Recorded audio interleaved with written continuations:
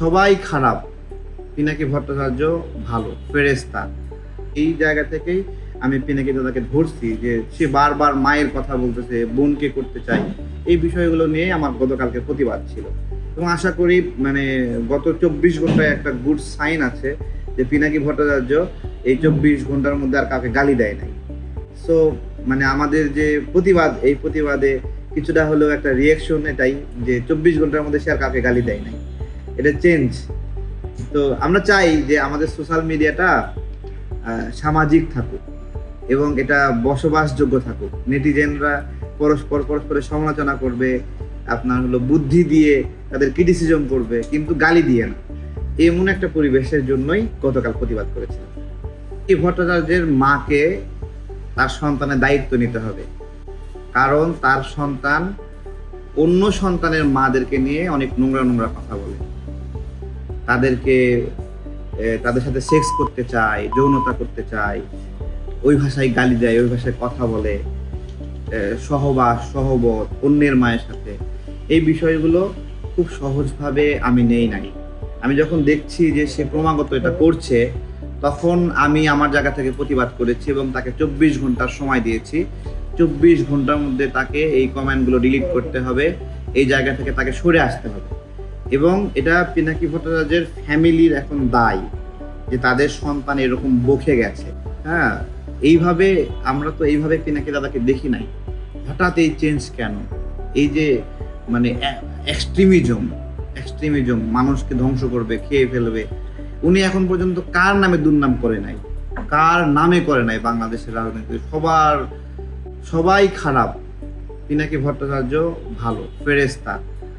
তাই তো এগুলো তো বুঝতে হবে।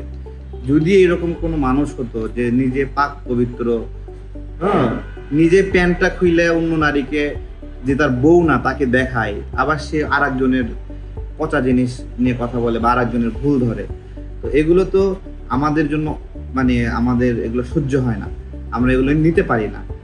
সবচেয়ে গুরুত্বপূর্ণ জায়গা তার একটা কোর্ট ছিল, সে বাংলাদেশের নারী সমাজকে নিয়ে তাদের গোপনাঙ্গ, যৌনাঙ্গ এইসব বিষয় নিয়ে স্পষ্টভাবে লিখে সেটার প্রতি তার আগ্রহ, আকাঙ্ক্ষা, কামার্থ, এই বিষয়গুলো যে না মনে হয় যে চটি বই তার লেখাগুলো, হ্যাঁ চটি লেখক, এগুলো তো হইতে পারে না।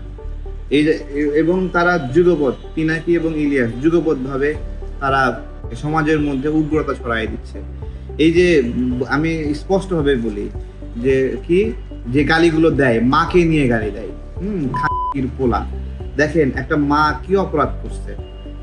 হ্যাঁ, আমি ঝগড়া করতে পারি, আমি আপনাকে গালি দেওয়ার জন্য আপনাকে গালি না দিয়ে বললাম যে আপনার মাকে বলতেছি, আপনার মা হলো তাই না, বেশা মাকে বলা হচ্ছে, মা ওখানে উপস্থিতি নাই। এটা খুব মানে তারপরে বলতেছে তোর মাকে ড্যাশ ড্যাশ ড্যাশ এইভাবে বলতেছে। তো এটা মা কি অপরাধ করছে? এটা আমাদের একটা সোসাইটির একটা সমস্যা।